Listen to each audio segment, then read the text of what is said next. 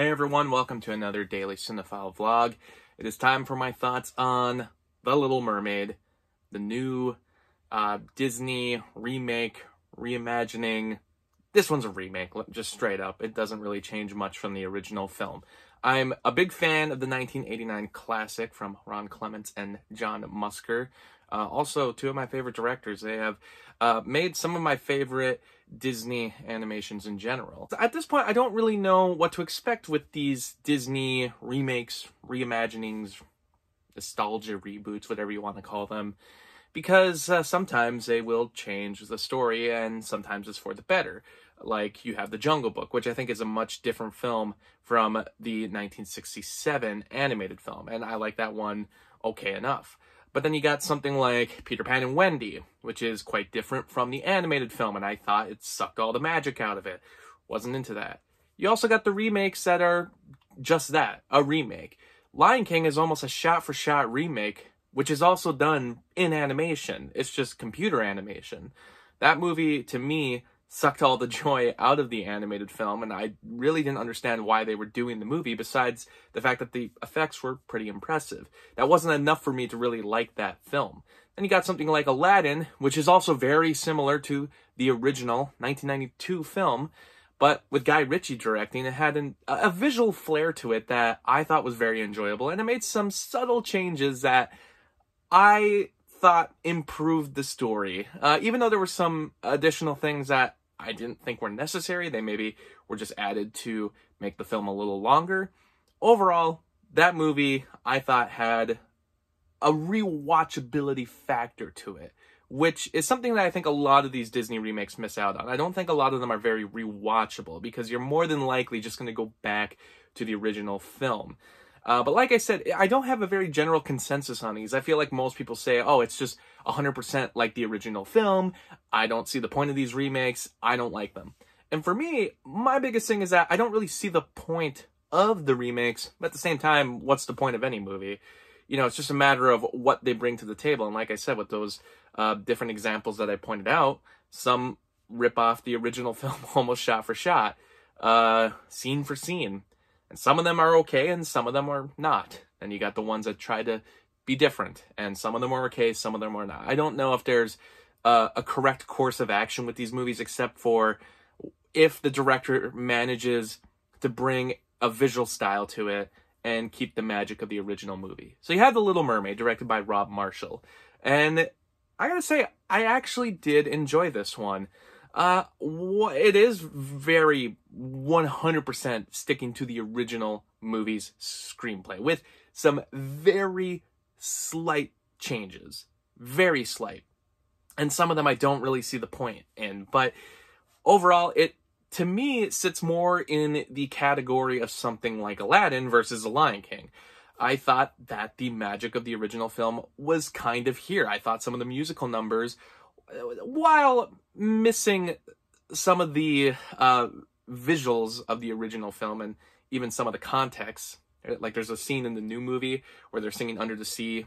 You know, Sebastian is listing off all the different fish and the different instruments they play. And in the original film, they're cutting to all the different types of fish. In this one, they're still singing those lines, but they're not cutting to all the different fish. And it kind of, I was wondering, why are these lyrics here then?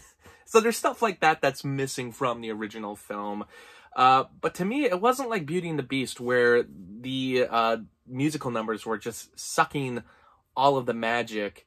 And it's like they tried to make things like too realistic for a film that is a fantasy.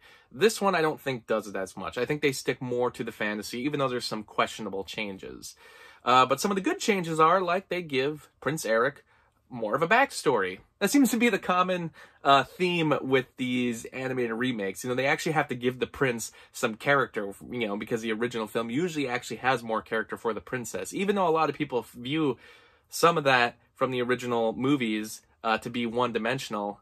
In the case of The Little Mermaid, I think Ariel was the beginning of the change when they were becoming more three-dimensional. So they didn't really need to add a whole lot to her in this film. It was a matter of, can she bring the same spirit that the original character, voiced by Jodie Benson, had in the 1989 movie. And I think Holly Bailey does great. She is great in the role. She, I think, brings that same kind of energy and spark that the original animated movie had and brings it to live action form. She is very much her own Ariel, but also retains a lot of the new, the uniqueness of Ariel that was present in the 1989 movie. Because to me, I always thought she was a much more unique, funnier princess when compared to some of the previous ones that came before, and became very influential for some of the later princess characters. But yeah, Prince Eric is given more of a backstory. Triton is given a little more of a angle this time around. I don't know if it's as effective as the animated film, because the animated film kind of kept it basic. I think Javier Bardem maybe is like the one character that I wasn't so sure about the casting. As far as like little tiny subtle changes that I can think about, it's very like of the moment when I think about it. When I'm watching it, I think, yeah, that's a little bit better than the original movie. But there's other things where I'm like, that was done better in the original movie, and you can't help yourself. That's the problem with these movies, is you can't help yourself but start to compare. And I try to keep this movie separate from the original film, but when they keep giving you visual cues and references from the original film, you can't really help yourself. You got to start comparing. But as far as the casting goes, Ursula, Melissa McCarthy, I thought was great. Surprisingly, she didn't have like a bunch of one-liners. They didn't really change her dialogue from the original film. Some people might not like that because it's so similar to the original movie. But at the same time, I'm glad that they didn't it didn't feel like a stunt casting. It didn't feel like they were just wanting Melissa McCarthy to be Melissa McCarthy from her comedy films. She is Ursula in this movie, and I actually thought she did a pretty good job. I was kind of unsure about that casting at first. The same goes for Awkwafina as Scuttle. I was really unsure about her being in the movie.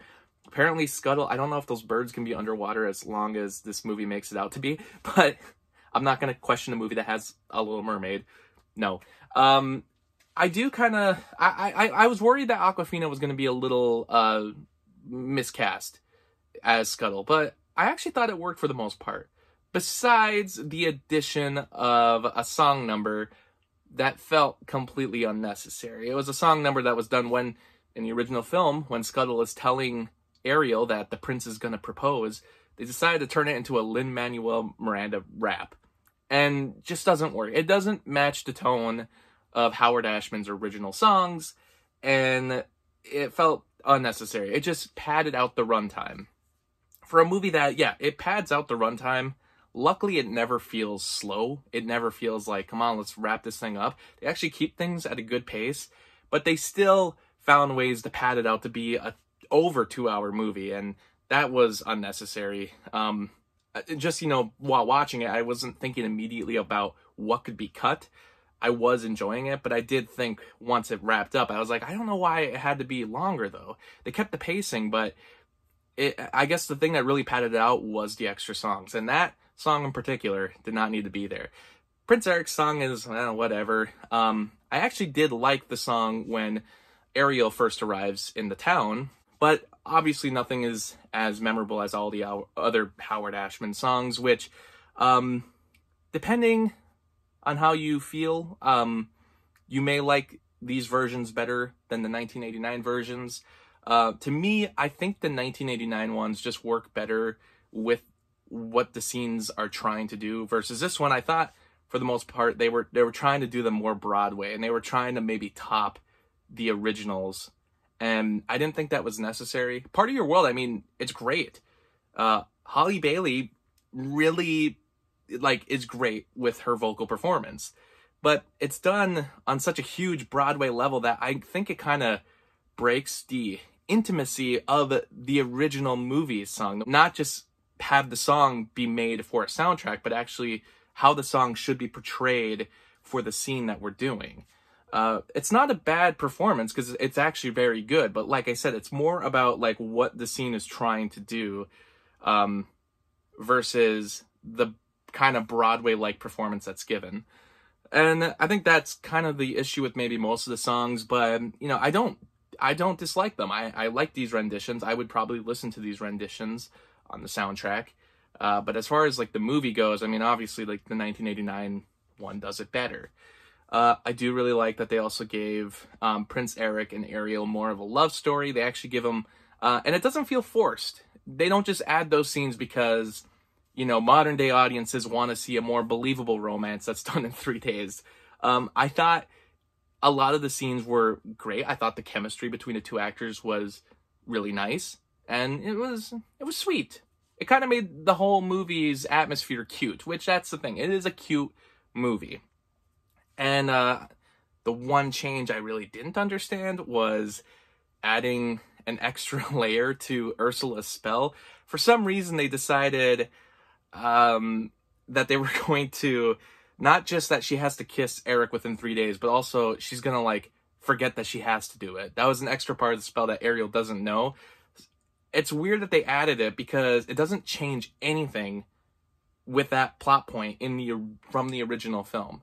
It doesn't change any of the course of events. It all still pretty much plays out exactly the same way. So adding that extra bit where, oh, she's gonna forget that she has to kiss the prince. I don't know, like, if there was some CinemaSins type of guy working on the screenplay and said, you know, this doesn't make sense in the original film, so let's add this extra piece, because to me, it doesn't change anything. There was no point in it.